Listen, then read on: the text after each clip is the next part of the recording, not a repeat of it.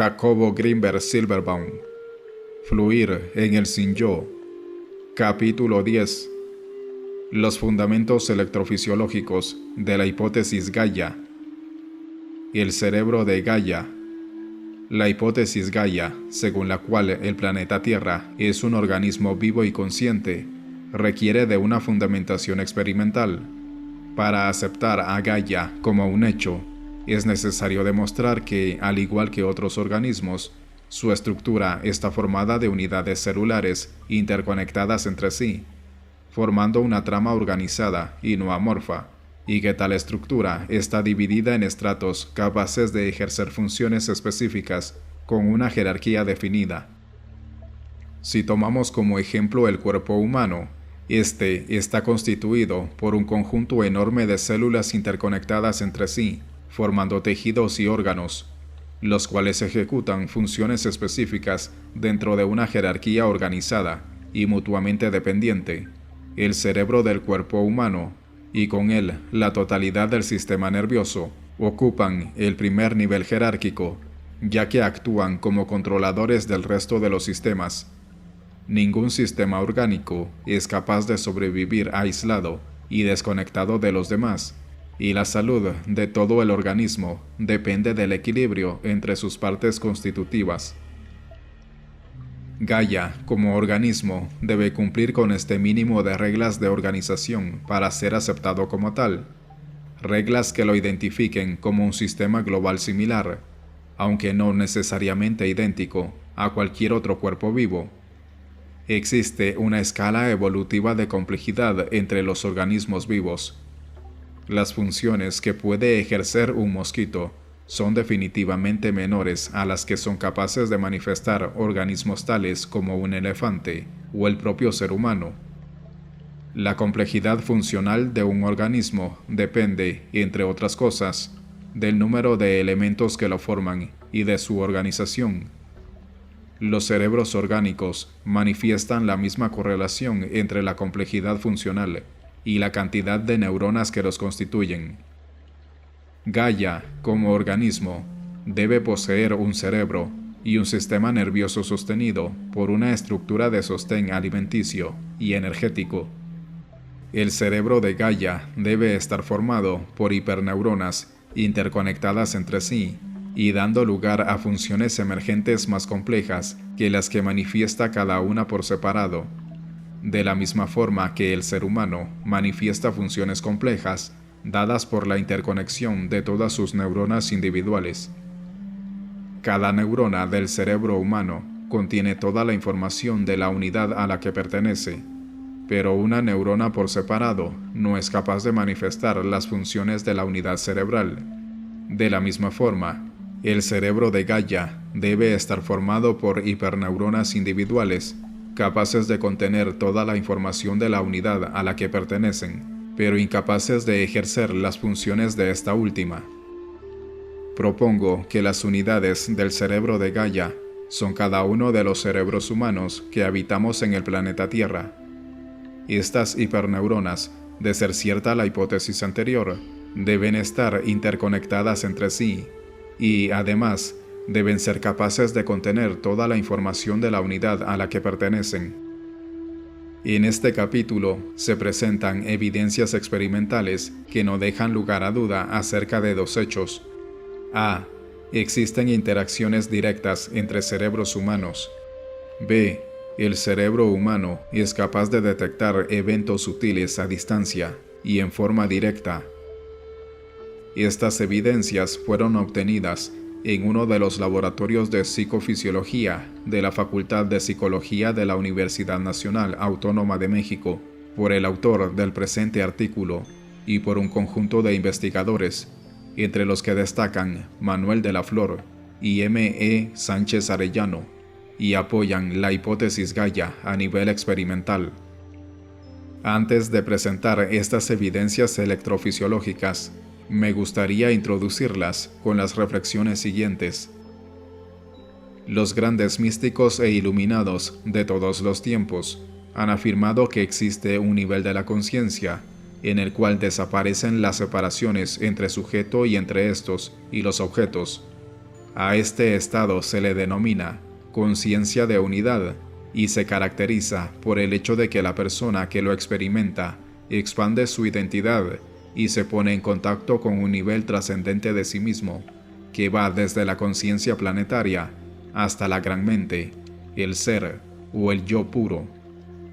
En el budismo, por ejemplo, se reconoce que al alcanzar la iluminación del estado búdico, además de la desaparición de la dicotomía objeto-sujeto, aparece la omnisciencia, durante la cual todos los eventos que acontecen en el planeta Tierra y aún en el universo entero son percibidos en la conciencia de quien haya alcanzado la budeidad. Estas experiencias sugieren la existencia de un cerebro global, y el cual manifiesta funciones más complejas y un conocimiento mayor que el de cualquiera de sus elementos. Que este cerebro sea Gaia, o aún un organismo más unificado, del cual el cerebro de Gaia constituya un elemento, no se puede asegurar, pero la evidencia subjetiva indica que no solamente existe, sino que el cerebro humano posee la capacidad de acceder a él. El estado de omnisciencia requiere, como condición indispensable, de dos condiciones: que el cerebro humano, naturalmente, sea capaz de registrar cualquier evento del universo en forma directa. 2. Que el sujeto poseedor de tal instrumento de detección sea capaz de decodificar la información que registre su cerebro, localizándola en su conciencia individual. Para que la segunda condición se cumpla, se requiere de un entrenamiento especial que permita lograr un silencio interno y una gran capacidad de concentración, es decir, un incremento de la señal y un decremento del ruido de fondo. En términos técnicos, un incremento de la relación señal-ruido. La técnica para lograr lo anterior es la meditación. Por otro lado, y de acuerdo con la misma tradición budista, no solamente existen interacciones directas entre los seres humanos, sino que aún la sensación de poseer un yo independiente y absoluto es ilusorio, y más bien resulta de y se fundamenta en procesos de interdependencia. En el reino de la ciencia, consideraciones similares se derivan del análisis de la ya famosa paradoja Einstein-Rosen Podolsky o paradoja ERP, la cual fue sugerida en un escrito firmado por los tres científicos, cuyos apellidos aparecen antes, y fue publicado en un artículo aparecido en 1936. De acuerdo con la paradoja ERP, si dos partículas elementales interactúan o surgen de un mismo proceso radioactivo y después se separan en el espacio, la modificación de una de ellas se refleja en cambios concomitantes de la otra, independientemente de la distancia que la separe. En 1982, un científico de la Universidad de París, Aspect, logró realizar el experimento sugerido por la paradoja ERP con resultados positivos.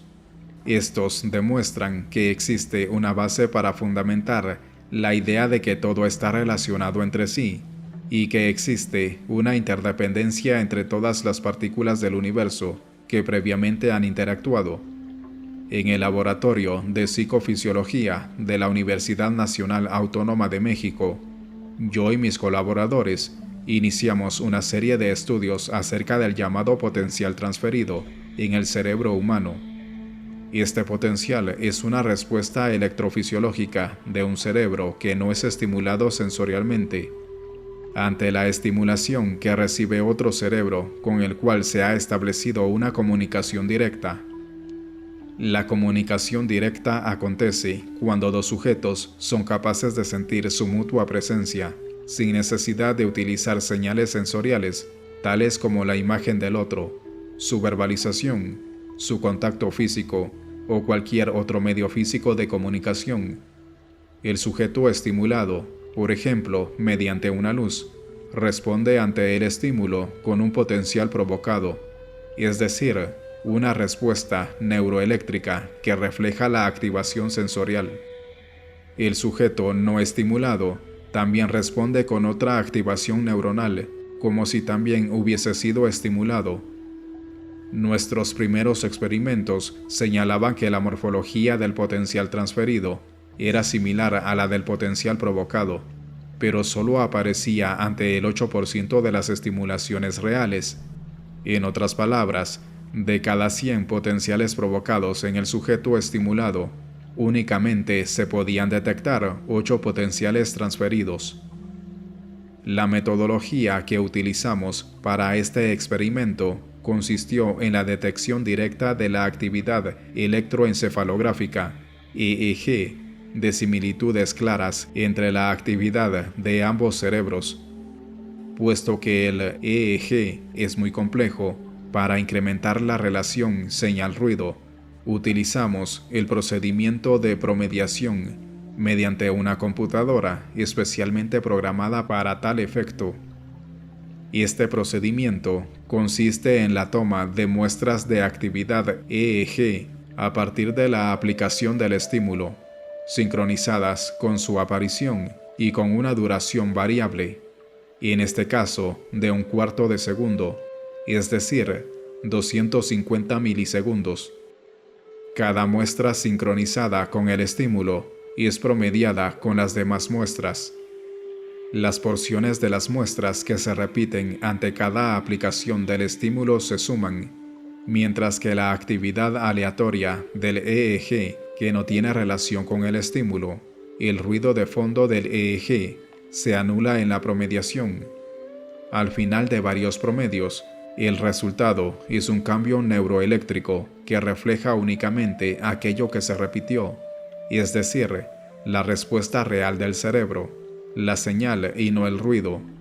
Utilizando este procedimiento encontramos el resultado antes descrito, es decir, un 8% de potenciales transferidos ante la estimulación de uno de los sujetos.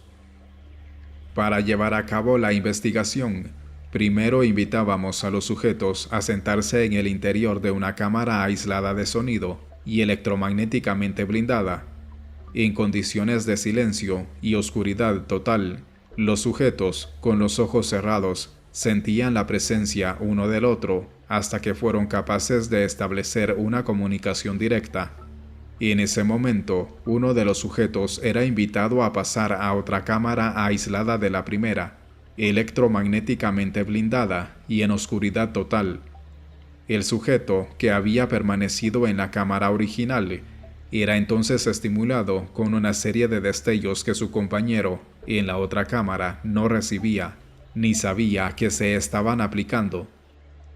Ambos sujetos en las dos cámaras mantenían su comunicación directa durante todo el proceso de estimulación. En estas condiciones, registramos el potencial provocado en el cerebro del sujeto estimulado y el transferido en el cerebro del sujeto no estimulado. La condición de interacción previa, suponíamos, era absolutamente necesaria para lograr la transferencia. Para esto nos basábamos en la paradoja Einstein-Rosen-Podolsky, paradoja ERP, la que, como vimos antes, indica que si dos partículas elementales establecen una interacción y después se separan en el espacio, la modificación en una de ellas conlleva a la modificación concomitante de la otra, independientemente de la distancia a la que se han separado después de su interacción.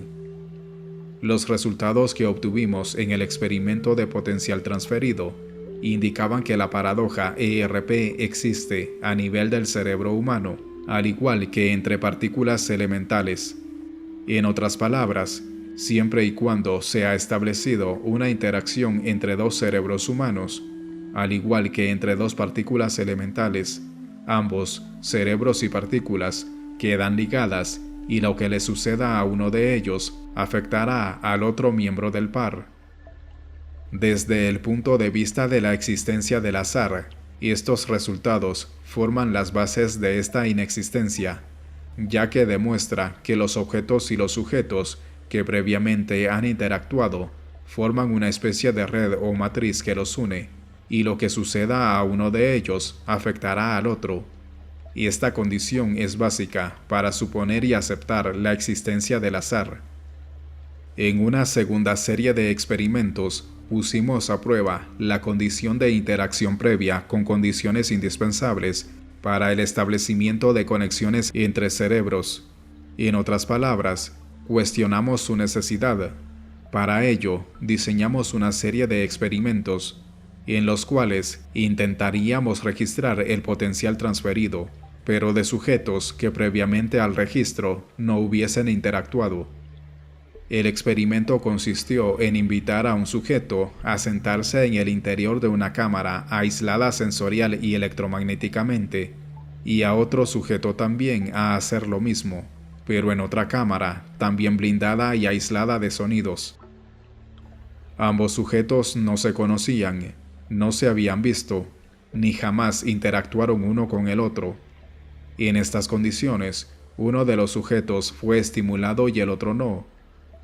Registramos la actividad EEG de ambos y utilizamos el procedimiento de promediación, con el objeto de detectar alguna señal de potencial transferido en el cerebro del sujeto no estimulado.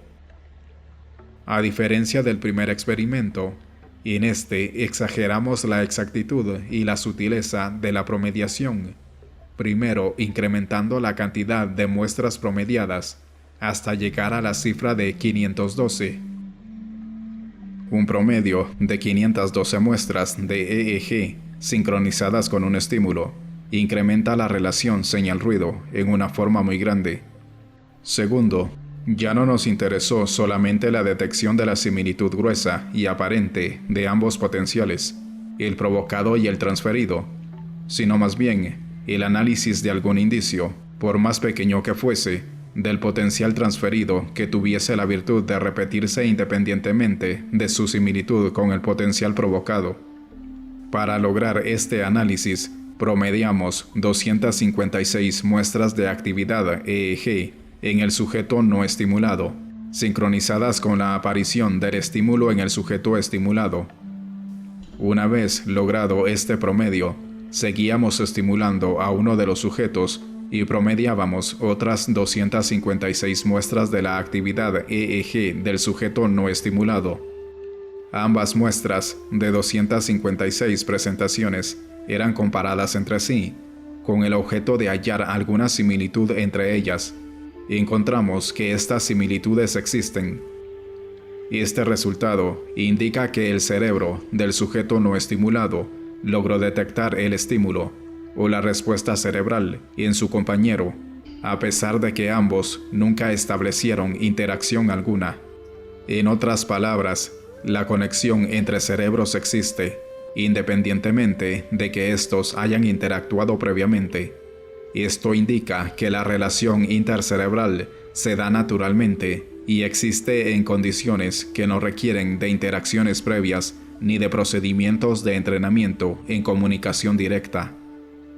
Esto no quiere decir que la detección tenga que pasar el umbral de la conciencia para existir. De hecho, nuestros sujetos, aquellos que mostraban señales cerebrales de detección directa, nunca pudieron decirnos lo que sucedía con su compañero estimulado. Esto indica que la conexión natural entre cerebros es inconsciente, o que al menos no requiere de la conciencia para existir. En términos de la inexistencia del azar, estos hallazgos señalan que normalmente todos los cerebros humanos se encuentran entrelazados o intercomunicados entre sí, y que los eventos que uno de los cerebros detecta afectan el resto, sin que necesariamente exista conciencia de estos efectos. Extrapolando esta conclusión, podemos decir que todo lo que un cerebro detecta es detectada por el resto y de alguna forma influye en el resto de los cerebros, modificándolos. Esta modificación, de acuerdo con nuestros resultados, es muy sutil y solamente detectable utilizando procedimientos de alta promediación, es decir, una metodología que logre incrementar sustancialmente la relación señal-ruido. Con base en el experimento antes descrito, decidimos probar la posibilidad de que un cerebro pudiese detectar eventos naturales sin la necesidad de que otro cerebro fuese activado. En otras palabras, nos preguntábamos si la actividad no aleatoria que habíamos registrado en el experimento intercerebral sin previa interacción, era debida a la activación cerebral, o si podía ocurrir sin necesidad de la intervención de dos cerebros. Para ello, ideamos el siguiente experimento. Un sujeto era invitado a sentarse en el interior de una cámara blindada electromagnéticamente y aislada de sonidos, mientras que en otra cámara, aislada de la primera y también blindada electromagnéticamente, eran presentados una serie de destellos, sin que sujeto alguno los observara. Para lograr lo anterior, el procedimiento de estimulación y el de promediación fueron totalmente automatizados, para que una computadora controlara el experimento sin necesidad de la intervención humana. En esta ocasión, eran presentados 256 destellos y las muestras correspondientes de la actividad cerebral del sujeto aislado promediadas. Después, eran presentados otros 256 destellos y también promediada la actividad cerebral sincronizada con su aparición. Ambos promedios fueron comparados entre sí con el objeto de encontrar alguna similitud que señalara la existencia de alguna respuesta no aleatoria. La respuesta ante esta búsqueda resultó positiva, y es decir, el cerebro del sujeto no estimulado respondía ante el estímulo, detectándolo a pesar de que ningún sujeto observó la maniobra de estimulación o intervino en la presentación sensorial. Y este sorprendente resultado indica que el cerebro humano es capaz de detectar los eventos que suceden en el universo, independientemente de que estos lo estimulen sensorialmente y sin necesidad de que otro cerebro se haya activado o haya percibido el estímulo en cuestión. La pregunta que nos planteamos enseguida fue acerca de la sutileza de esta detección. En otras palabras, el experimento anterior utilizó la aplicación de un destello de considerable intensidad máxima en la escala del fotoestimulador Grass. Ahora nos preguntamos si el cerebro humano es capaz de detectar estímulos mucho más leves. Para contestar esta pregunta, desconectamos el estimulador fotoeléctrico y solamente aplicamos un pulso de sincroma para obtener la muestra EEG y activar el programa de promediación de la computadora.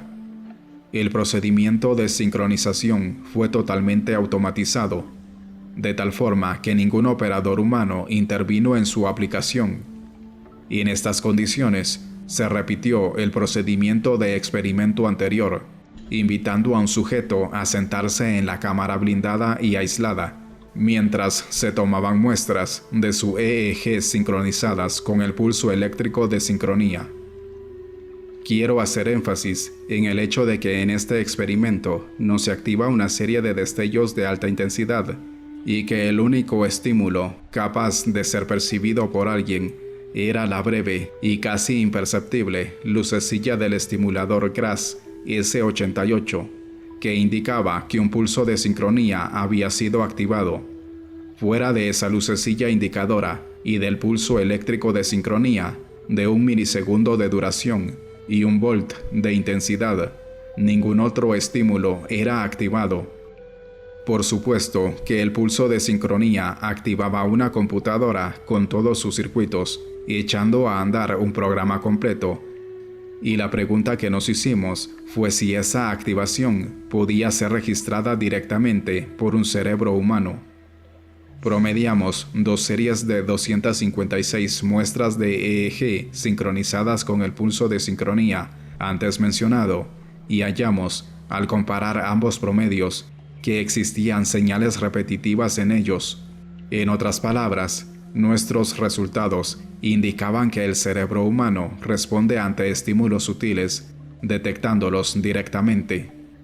Este resultado podría extrapolarse diciendo que el cerebro humano es capaz de detectar cualquier evento, no importando su sutileza. Actualmente estamos planeando repetir estos experimentos, pero incrementando la distancia entre el estímulo y el cerebro que lo detecta. Me atrevo a predecir que obtendremos los mismos resultados que antes, aunque posiblemente tengamos necesidad de incrementar aún más la relación señal-ruido, para hacer evidente la respuesta cerebral no aleatoria. Estos experimentos demuestran que las bases de la inexistencia del azar son las conexiones existentes entre diferentes cerebros y entre ellos y los objetos y acontecimientos. Nuestros resultados señalan que vivimos inmersos en una red de relaciones y que los caminos que estas relaciones siguen forman las bases de la inexistencia del azar. Por último, quisiera aventurar otra hipótesis y presentar algunos resultados experimentales que la amparan y apoyan. De acuerdo con la teoría sintérgica, todo evento o cambio físico resulta y es una distorsión de la matriz o látice del espacio-tiempo. De esta forma, un potencial provocado o un potencial transferido afecta a la organización del espacio-tiempo y por lo tanto podría detectarse en cualquier sistema animado o sin vida. Por ejemplo, la activación de un cerebro podría afectar la organización cristalina del agua, y si pudiese ser detectada esta alteración, se podría demostrar que está relacionada con la activación cerebral.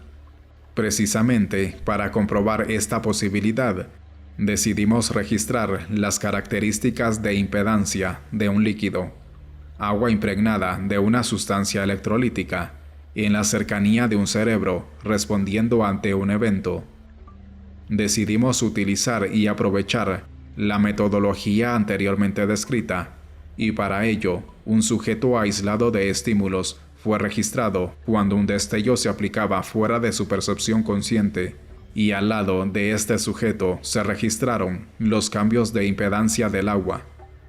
Tomamos muestras de la actividad EEG del sujeto, sincronizadas con el estímulo, y al mismo tiempo muestras de la misma duración de los cambios de impedancia del agua, también sincronizadas con la aparición del estímulo. Ambas muestras fueron promediadas y fueron comparados dos promedios de 256 muestras, cada uno entre sí.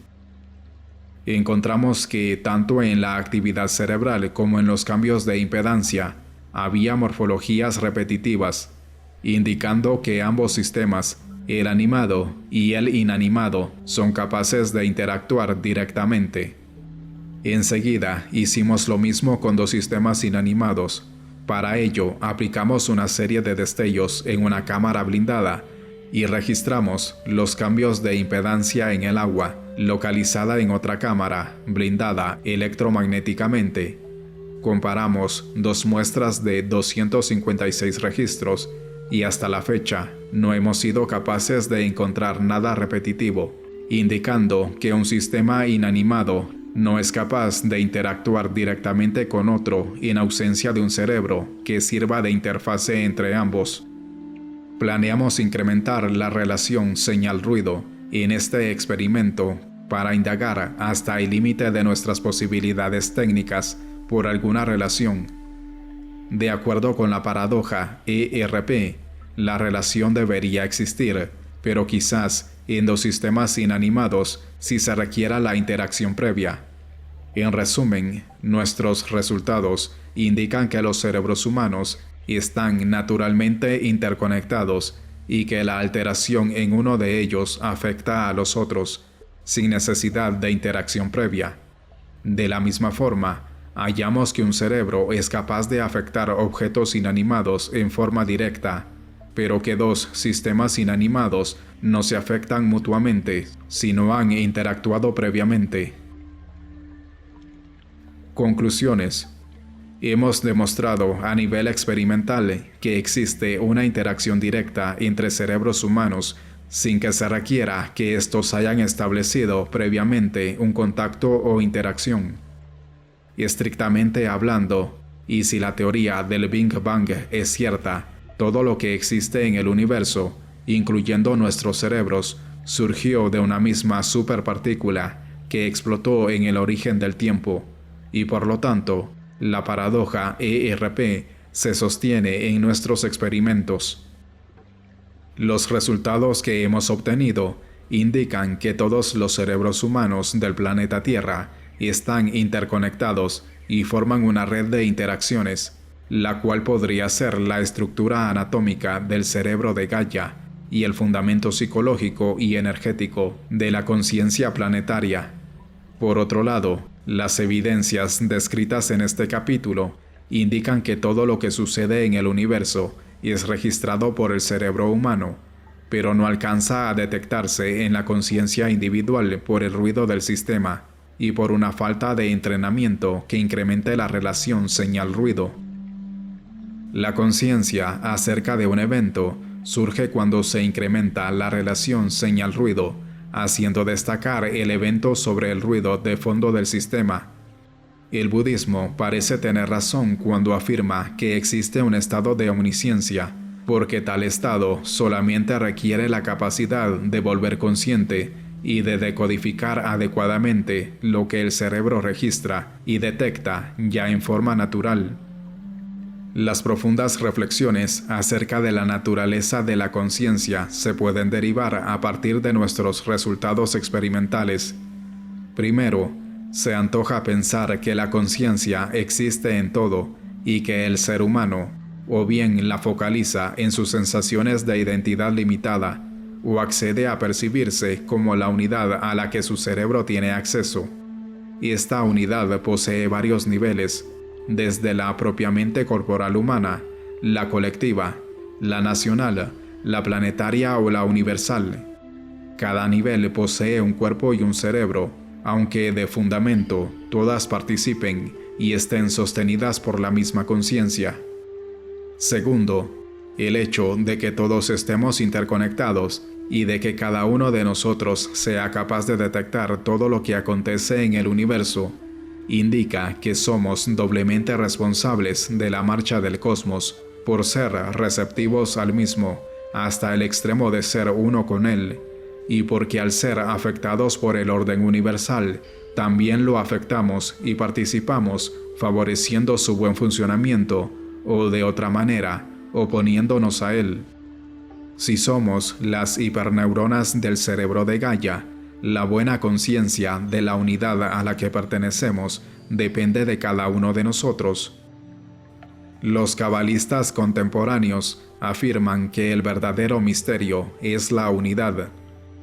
Una célula de nuestro cuerpo recibe influencias misteriosas de la unidad corporal a la que pertenece, de la misma forma en que cada uno de nosotros las recibe del cerebro de Gaia y de su cuerpo planetario.